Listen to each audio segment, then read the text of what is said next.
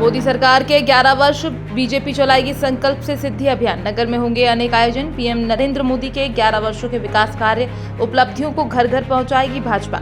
11 जून को भाजपा प्रदेश अध्यक्ष Vishnudutt Sharma professional meet कार्यक्रम में होंगे शामिल। भाजपा नगर अध्यक्ष सुमित मिश्रा ने भाजपा के आयोजनों के बारे में जानकारी दी। 9 जून से सेवा सुशासन गरीब कल्याण के 11 वर्ष अभियान शुरू होने जा रहा है। आज से अभियान के लिए कार्यशाला कर अभियान की शुरुआत की जाएगी। 9 जून को डिजिटल प्रतियोगिता होगी, जिसके अंतर्गत मोदी सरकार के 11 वर्ष के कार्यकाल की वीडियो चित्रात्मक ग्राफिक्स प्रतियोगिता होगी। 10-11 जून को नगर स्तर पर रचनात्मक कार्यक्रम आयोजित किए जाएंगे। जनधन से लेके आवास तक और मुद्रा से लेके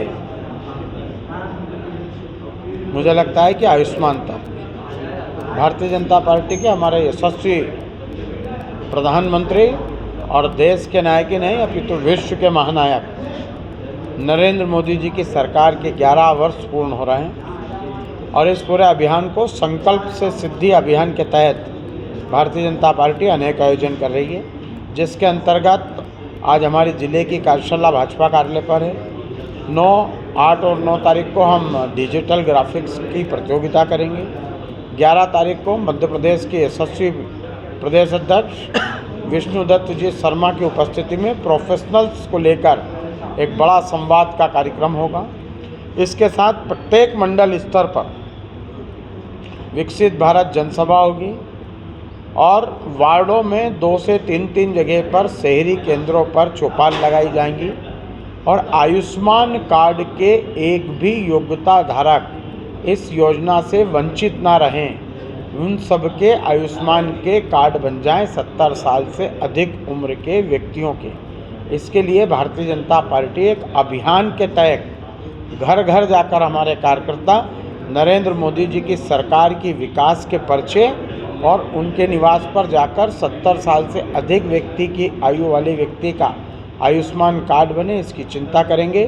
23 जून को श्यामा प्रसाद जी की जयंती से लगाकर पुण्यतिथि तक हम विभिन्न आयोजन करेंगे 6 जून तक, और इसके अंतर्गत वृक्षारोपण भी होगा और कई कवर्ड एरियो में वृक्षारोपण कर सघन पर्यावरण को बचाने के लिए वृक्षारोपण भी होगा।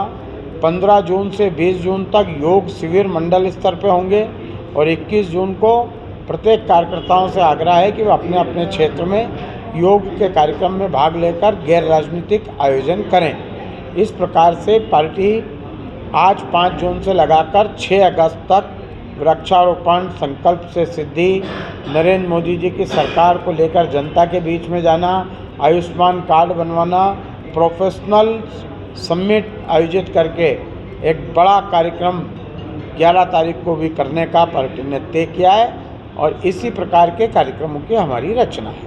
कांग्रेस गुटबाजी में आकंठ डूबी है और कांग्रेस में संगठन नाम की कोई चीज़ है नहीं। जो गांधी परिवार की सेवा करता है वो कांग्रेस है और मुझे बड़ा अफसोस है कि कमलनाथ और दिग्विजय सिंह, जिनमें बरसों बरस तक गांधी परिवार की सेवा की और आज यदि शारीरिक तौर पर कमज़ोर हैं तो गांधी परिवार का एक नुमाइंदा कांग्रेस का नेता राहुल गांधी उन्हें लंगड़ा घोड़ा बता रहा है।